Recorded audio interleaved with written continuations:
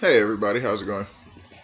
I'm back here again with another book review as I watch the Lions game. Um, the book I want to review is Nos4a2. I like the way it's spelled too, by the way. Nos4a2. That's cool. But it's by Joe Hill, the son of Stephen King. And if you haven't read the book, then probably you shouldn't watch this review because there's going to be some spoilers. Not very many, but there will be some. Um, the book is about a girl who can use what's called an eavescape in the form of a bridge that was demolished in her town called the Shorterway Bridge. As long as she has either her bike from childhood or the special motorcycle she later finds, she can use the bridge to go anywhere. And it's really cool. The author is Joe Hill, and like I said before, he's the son of Stephen King, and you can tell that he's very influenced by his dad's writing style. The entire book, not entire book, probably a good solid three quarters of the book is character development and solid character development. You go through the main character's name is Victoria McQueen, aka the Brat. She was called the Brat, nicknamed that by her dad when she was younger. Like good three quarters of the book is like nearly her entire life. Like it's a solid chunk of her childhood, is most of her teenage years, and then it's a hell of a lot of her early adult life. Like, I mean, it makes perfect and total sense, like as it relates to the story. But I'm almost used to books having like character development, stuff, plot driving tools, and character development, kind of like that. Not so much character development up front and then all layout at the end. But I really liked it a lot. Just, I like that Joe Hill referenced some of his dad's book, like from It, Pennywise the Clown, Pennywise. There's a map that they pull up of the Evescapes because a lot of people can use these Evescapes that are all in different forms. Like the main bad guy, Charlie Manx, he uses his 1938 Rolls Royce Wraith to transport kids to this world that he created in his head. He calls it Christmas Land. So he can suck all the innocence out of them and turn them to these evil little vampire monster creature things. If you've seen 30 Days of Night, remember the little girl when they go into the whatever it was, the little room or whatever, and she said, "I'm done playing with this one. I want another one." She turns around with blood all over her face and a billion sharp dagger-like teeth and all that. That's exactly how the kids are described to look. So if you read this book, just imagine her. Just imagine a bunch of kids that look just like that. But like that's what he like. His is different. She meets this girl she uses Scrabble tiles to learn like the future and to learn secrets and learn all sorts of things like that. And, I'm sorry, I just got distracted by the Lions game. But yeah.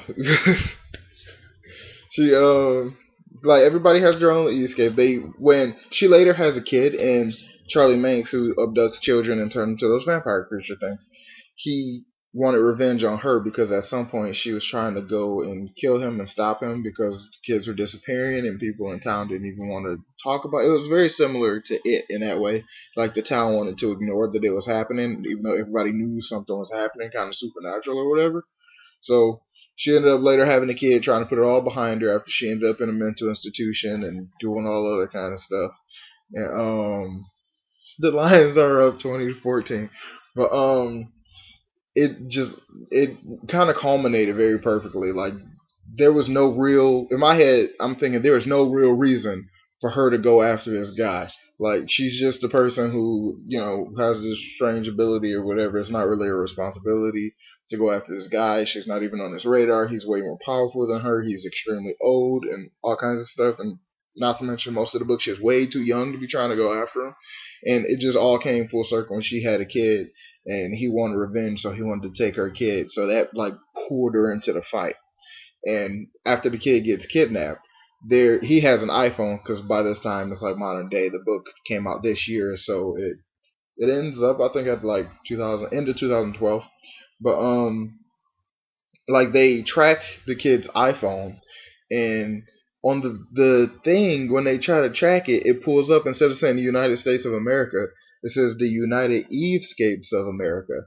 and it has all these other little places on it. Like it has the shorter way bridge, which is what she uses, and it has Christmas Land, which is where he goes, the bad guy, and it has like these other places where he can go, and it has Pennywise Circus, which, as you know, is Pennywise the clown from It.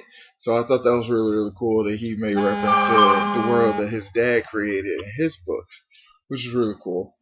And things I didn't really care for with the book, there were some things that I felt like were kind of just dropped out just cause. Like every person who uses an Evescape, it demands a price, and they all are very specific dealing with the type of, they refer to it as a knife cutting reality.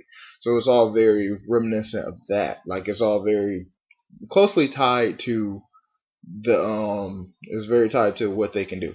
This girl Maggie, she can use Scrabble tiles to learn the future, learn secrets, and all that kind of stuff. So as a result, she loses her ability to speak slowly. She develops this terrible stutter, and the only way she can really talk correctly, she puts out cigarettes on her skin, and she'll take drugs and like do all this other kind of stuff and hit herself really hard in order to talk right. And like Charlie Manx, he uses his car to go through these worlds, and it steals all real human emotion and everything out of him. And that's why he kidnaps kids, because the car sucks it all in, and he can feel human again when he takes it from these kids. But that only lasts for so long. That's why he ends up kidnapping a crap ton of kids. He doesn't actually kill them, but he turns them into these creepy little creature things.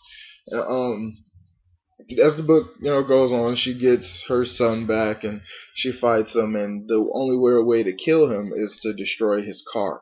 So eventually the car is destroyed, the son gets back with his dad, and sadly, like I said, there's spoilers, and sadly at the end of the book she dies. Vic dies, which I thought was actually a really really solid way to end it.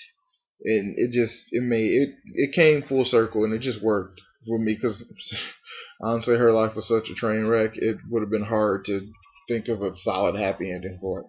But it was really good. I liked it a lot. I think I'm going to go ahead and read some more of Joe Hill's books. Like I'm even calling them Stephen King because the books are so freaking similar. Like this other Stephen King book I read that I'm also going to do a review on. It's called Joyland. There, I swear, you probably can't tell the difference in the authors. Like it's so kind of crazy. And there's this short story that I read too that Stephen King and Joe Hill did together called In the Tall Grass. I might do a review on that one too, but it's kind of short. I don't know. But yeah, that's pretty much all I got to say on that. If you guys have read it, tell me what your favorite parts was down in the comments. Give this video a like if you liked it. Suggest some books like this for me to read, because like I'll not only read like Percy Jackson and stuff like that. I read Sherilyn Kenyon, like I have the Asheron review and the Inferno review, the Chronicles of Nick. Right now I'm reading Styx, so when I finish that, expect a review. And yeah, until next time, see you guys later. And go Lions for real.